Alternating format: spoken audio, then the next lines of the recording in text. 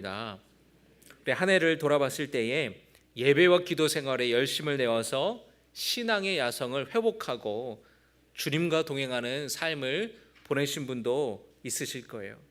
개인의 삶 속에서 바라던 일들이 이루어지고 고민과 문제가 해결되는 분도 계실 겁니다. 그러나 한편으로는 여전히 풀리지 않는 걱정거리와 어려움으로 힘든 시간을 보내고 있고 영적으로 방황하고 있는 좀 영적인 슬럼프에 빠져 있는 성도님도 계실 겁니다. 그러나 여러분, 오늘 이 자리에 예배하기 위해 나오셨다라는 것, 어떤 상황에서도 올 한 해 동안에 좋은 일뿐만 아니라 좋지 않았던 일이 있었음에도 불구하고 주님 손을 놓지 않기 위해 이곳에 오신 것 참 잘하셨습니다. 우리 옆에 있는 분들과 인사합니다. 참 잘 오셨습니다. 참 잘하셨습니다. 잘 나오셨어요. 어떤 상황 속에서도 신실하신 하나님의 손을 놓지 않는 우리 모두가 되기를 소망합니다. 그리 아니하실지라도 그럼에도 불구하고 주님께 감사를 드리는, 주님을 찬양하는 우리 모두가 되기를 바랍니다. 새해 우리 교회 표어는 예수 안에서 견고한 신앙으로 든든히 서가는 교회입니다. 여러분, 그런데 이 표를 보면서 여러분이 기억하셔야 될 것은 교회와 나는 분리되지 않는다는 것을 여러분이 기억하셨으면 좋겠어요. 따릅니다. 교회와 나는 분리되지 않는다. 교회와 나는 분리되지 않는다는 거예요. 무슨 뜻입니까? 우리 모두가 주님이 몸된 교회의 지체이지 않습니까? 교회는 건물이 교회가 아니라 성도 한 사람 한 사람이 교회고, 우리가 한 사람 한 사람이 함께 모여 있는 공동체가 교회예요. 그러니까 예수 안에서 견고한 신앙으로 든든히 서가는 교회라는 말은 예수 안에서 견고한 신앙으로 든든히 서가는 나를 의미하는 거예요. 여러분, 한 분 한 분이 예수님 안에서 견고한 신앙으로 든든히 서갈 때에 교회 역시 든든히 서가게 되는 열매를 맺을 수 있는 것입니다. 여러분, 바라기는 새해에는 예수님 안에서 여러분의 신앙이 견고한 신앙으로 든든히 서갈 수 있기를 주님의 이름으로 축복합니다. 그럼 어떻게 해야 그럴 수 있을까요? 오늘 사도 바울의 이 골로새서의 말씀을 통해서 함께 나누기를 원합니다. 먼저 사도 바울은 이렇게 말합니다. 6절의 말씀 같이 보겠습니다. 그러므로 너희가 그리스도 예수를 주로 받았으니 그 안에서 행하되, 너희가 그리스도 예수를 주로 받았으니 라고 말씀합니다. 여러분의 예수님을 여러분의 주님으로 영접하시기를 축복합니다. 예수님을 주님으로 받으시기를 바랍니다. 이 골로새서는 사도 바울이 감옥에 있을 때에 골로새 교회에 보낸 편지입니다. 골로새 교회 성도들에게 분명히 사도 바울은 말씀합니다. 여러분들은 그리스도 예수를 주로 받았습니다. 이게 무슨 뜻일까요? 골로새 교회는 바울이 세운 교회가 아니에요. 바울이 에베소에서 복음을 전할 때에 골로새 출신이었던 에바브로라는 사람이 있었는데, 바울이 전한 복음을 듣고 예수 믿게 되고 바울의 제자가 돼요. 바울과 함께 동역합니다. 그랬던 그 에바브로가 고향 골로새로 가서 그곳에서 또 복음을 전하며 또 그곳에 많은 사람들이 주님께로 돌아왔고 교회가 세워지게 되었어요. 그런데 바울이 감옥에 갇혀 있을 때에 에바브라가 찾아와서 골로새 교회에 지금 여러 가지 이런저런 문제가 있다는 얘기를 전하는 거예요. 이 문제에 대해서 바울이 직접 골로새 교회를 찾아갈 수 없는 상황이었기 때문에 글을 써서 에바브라를 통해서 골로새 교회 성도들에게 그 글을 전했습니다. 그것이 바로 오늘 골로새서의 말씀입니다. 당시 골로새 교회는 여러 가지 문제에 처해 있었는데요. 이 골로새라는 지역은 오늘날의 터키 서부에 있는 지역인데 에베소에서 한 120km 정도 떨어진 지역입니다. 근데 이 골로새라는 도시는 교통의 중심지였어요. 동서무역의 중심지였기 때문에 굉장히 상업이 발달됐고 많은 사람들이 오가고 여행객이 오가는 그런 곳이었기 때문에 각종 이 그리스, 로마의 철학과 사상들이 막 뒤섞여 있는 그런 도시였습니다. 근데 그때 당시에 이 지역에 유행하던 철학 사상이 뭐였냐면 숙명주의적 사상이었어요. 숙명이 뭡니까? 숙명 또는 운명. 내가 바꿀 수 없는 거라는 거예요. 이건 숙명이야, 이건 운명이야, 어쩔 수 없는 거야, 내가 바꿀 수 없는 거야. 이런 사상이 유행을 했습니다. 사람들이 여러분 이거를 어떻게 받아들였을까요? 어떻게 받아들였을까요?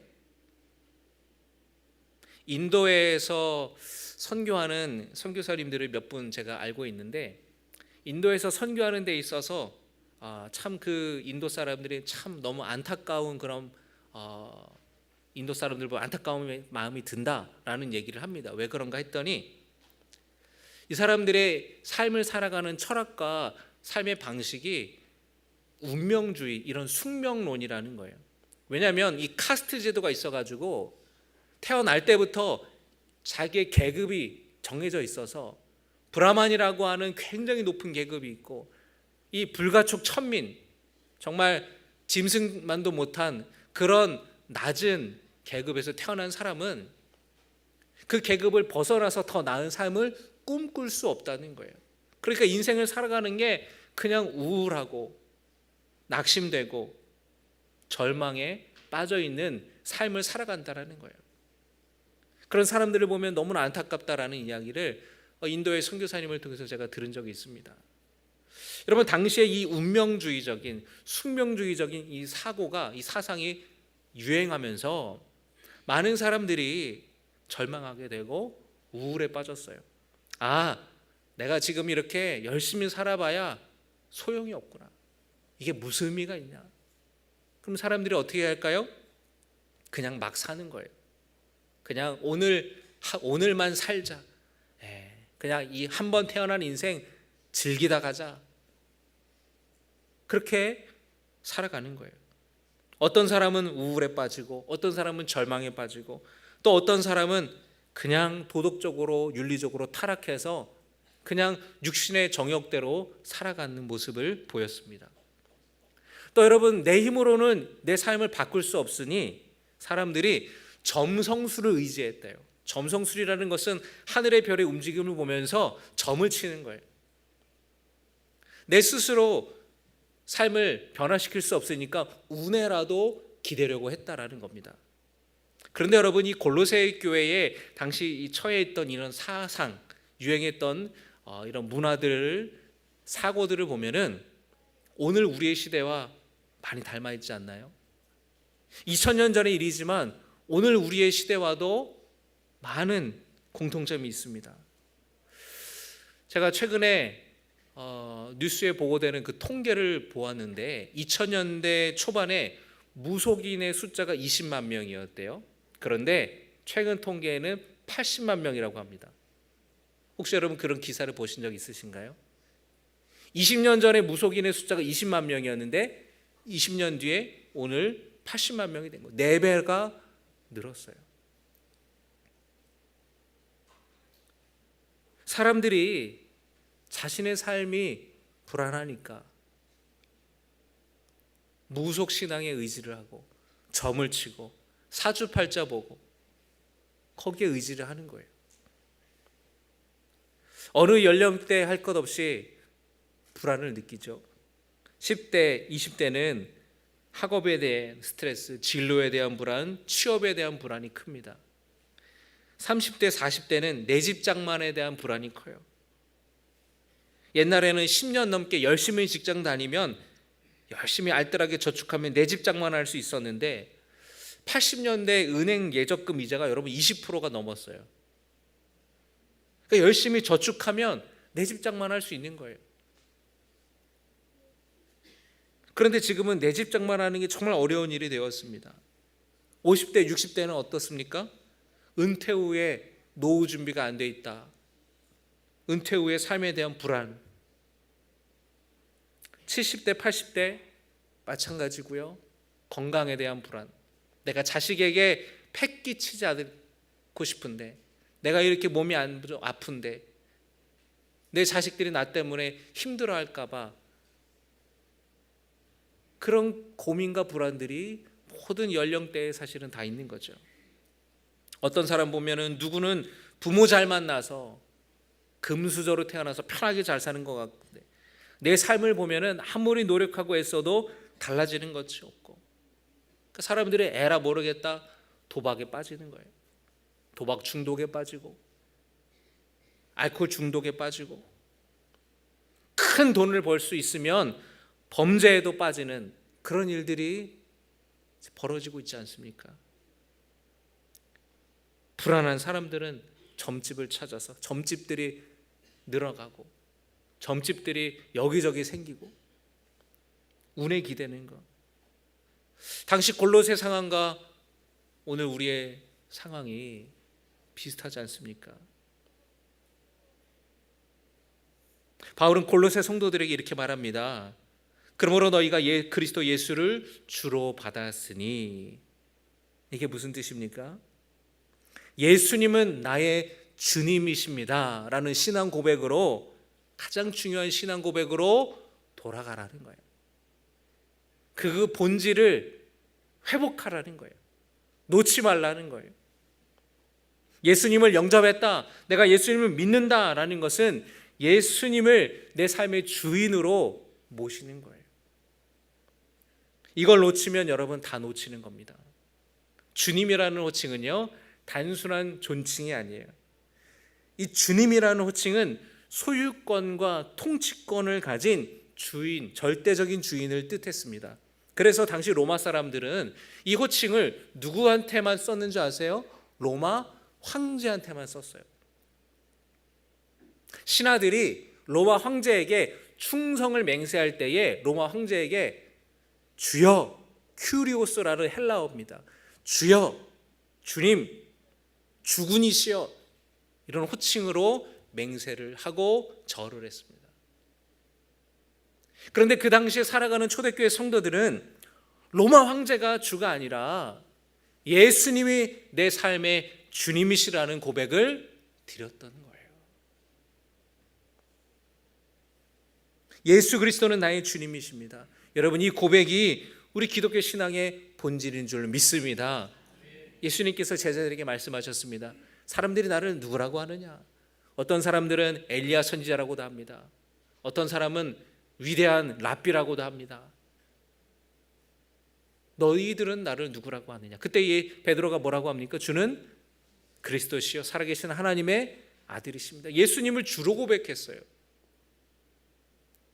로마 황제를 주로 고백하는 그 시대에 감히 잘못하면 붙들려갈 수도 있는데 예수님을 주님으로 고백했다는 거예요. 이게 우리 기독교 신앙의 핵심입니다. 예수님이 그러시죠. 칭찬하시면서 내 위에 교회를 세우겠다. 베드로 개인 위에 교회를 세운다는 것이 아니라 베드로의 고백 가운데에 교회가 세워지는 것을 의미하는 겁니다. 따라합니다. 예수님은 나의 주님이십니다. 여러분이 고백을 분명히 하시기를 축복합니다. 여러분, 그 고백의 의미가 뭐예요? 내 인생의 운전대를 주님께 맡기는 겁니다. 예수님은 나의 주님이십니다. 이 고백은 내 인생의 운전대를 예수님께 맡기는 것을 의미합니다. 따라합니다. 내 삶의 운전대를 예수님께 맡깁니다. 네. 그러면 여러분 뭘 맡기는 거예요? 나의 건강도, 나의 직장과 일터도, 나의 가정도, 자녀도 주님께 맡기는 거예요. 주님께 맡긴다는 게 무슨 뜻입니까? 주님이 이끄시는 대로 따르겠다라는 거예요. 주님이 이끄시는 대로, 그런데 그 이끄시는 방향이 내가 원하는 것과 다를 수 있어요. 그럼에도 불구하고 따르는 겁니다. 내 삶의 통치자로 모시는 것이고 내 삶의 결정권을 주님께 맡기는 거예요. 여러분, 이것은 예수님을 신뢰하지 않으면 할 수 없습니다. 여러분, 남편이 아내에게 운전을 가르치면은 반드시 부부싸움이 일어나요. 그죠? 예. 아, 내가 쓰라니까. 아, 콱 밟으면 어떻게 해요? 여보, 내비게이션 좀 보고 가. 깜빡이 켜고 들어가야지.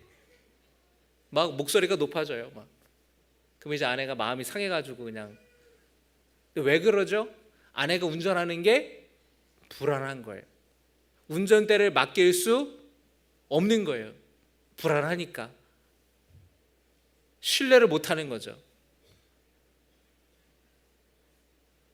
여러분, 우리의 인생에 운전대를 주님께 맡긴다라는 것은 주님을 신뢰하는 믿음이 있을 때만 가능한 거예요. 또는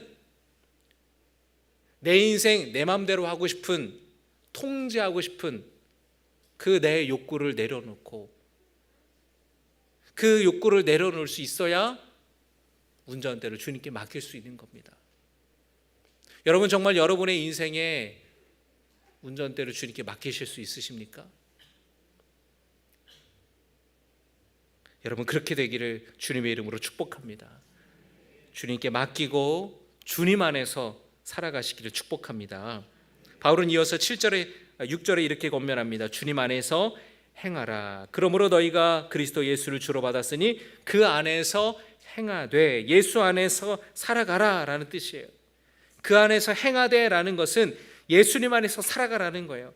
매일매일 예수님을 의지하며 살아가는 거예요. 순간순간마다 예수님을 의지하면서 주님의 은혜를 구하면서 살아가는 겁니다. 사는 게 힘겨워도 주님을 믿고 주님을 의지하면서 믿음으로 앞으로 나아가라고 바울은 권면합니다.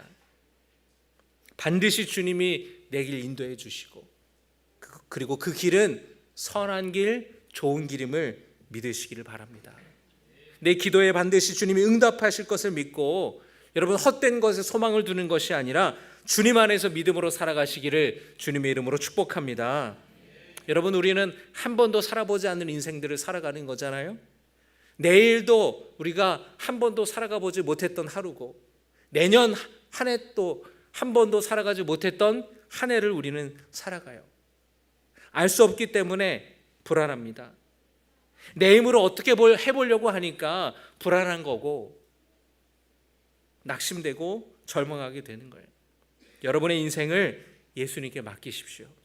여러분이 원하는 대로 인생이 흘러가지 않더라도 좋은 길로 인도해 주실 것을 믿으면서 주님께 맡기시기를 바랍니다. 때로는 그 길이 울퉁불퉁한 길이에요. 여러분, 주님이 운전대 잡으신다 그랬지 언제 고든 길만 가신다고 했습니까? 아니에요. 주님과 동행하는 길은 좁은 길이라 그랬어요. 울퉁불퉁한 길, 오르막길, 내리막길, 때로는 그 길에 비가 오고 눈이 오고 진흙과 같은 길을 걸어갈 때도 있습니다. 그러나 겁낼 필요 없습니다. 왜 그렇죠? 운전대를 누가 잡으셨어요? 예수님이 잡으셨잖아요. 낭떠러지 같은 그 길을 걸 때도 예수님이 그 운전대를 잡으셨기 때문에 걱정하지 말라는 거예요. 걱정하지 말라는 거예요. 내가 하려고 하니까 불안하고, 내가 하려고 하니까 낙심하게 되는 거예요. 여러분, 어떤 어려운 상황 속에서도 여러분의 믿음을 지키시기를 주님의 이름으로 축복합니다. 찬송가 490장이 여러분, 세상 풍조는 나날이 변하여도 나는 내 믿음 지키리니. 세상 풍조가 나날이 변해도 나는 내 믿음 어떻게 한다고요? 지킨다는 거예요. 불안과 염려와 근심과 걱정이 몰려올 때에 여러분 절망하고 그냥 다 잊어 이러면서 다른 거에 현혹되어서 헛된 것을 쫓고 무속신앙 찾는 그런 사람이 아니라, 주님이, 바로 예수님이 나의 주님이심을 분명하게 고백하고 주님을 신뢰함으로 여러분의 인생을, 여러분의 한 해를 예수님께 맡기시기를 주님의 이름으로 축복합니다. 7절 같이 보겠습니다. 바울은 7절에서 이렇게 말씀하는데요. 7절입니다. 시작.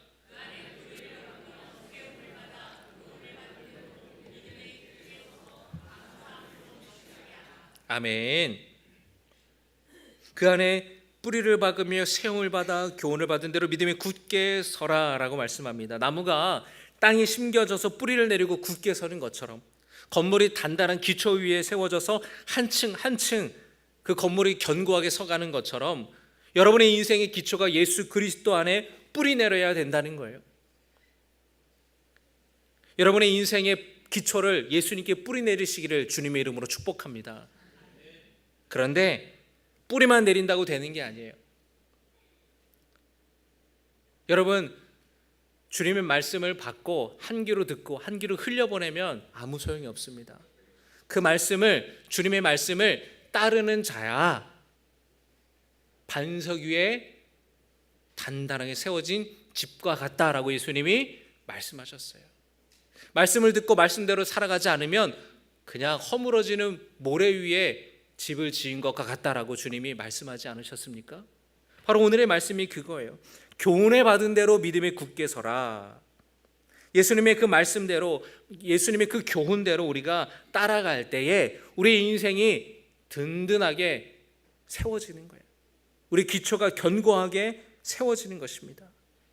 예수님 안에서 살아가는 인생, 예수님의 말씀과 교훈을 따라가는 인생 되기를 주님의 이름으로 축복합니다. 여러분이 새해에 이런 결심을 하기를 바라요. 어떤 결심들을 여러분 하셨나요?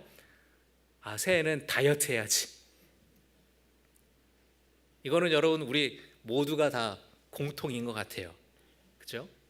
세상 사람들은 어떤 결심을 할까요? 담배 끊어야지, 술 끊어야지, 뭐 여러 가지 있겠죠. 여러분, 우리가 그리스도인으로 어떤 결심을 해야 되겠습니까? 내가 하는 말, 내가 하는 행동, 내가 추구하는 가치들, 삶의 태도가 예수님의 가르침과 일치될 수 있도록 여러분이 결단하셨으면 좋겠어요.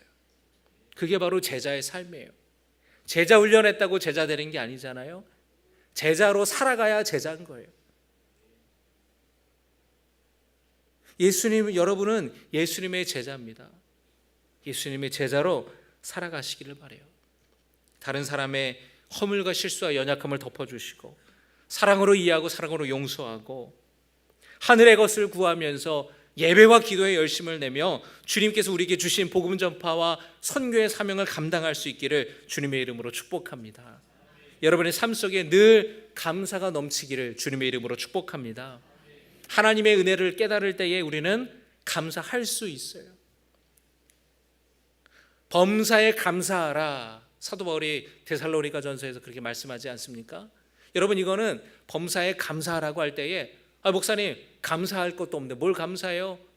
억지로 한다고 감사가 되나요? 그런데 여러분, 그 말에는 어떤 뜻이 있냐면 감사할 수 있다라는 거예요.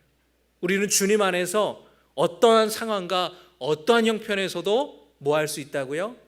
감사할 수 있다. 그래서 여러분, 이 사도 바울은요, 이 사도 바울의 편지 중에 옥중서신이 있어요. 에베소서, 빌립보서, 골로새서가 옥중서신이에요. 왜 옥중서신이냐면 감옥에 있을 때 쓴 편지입니다.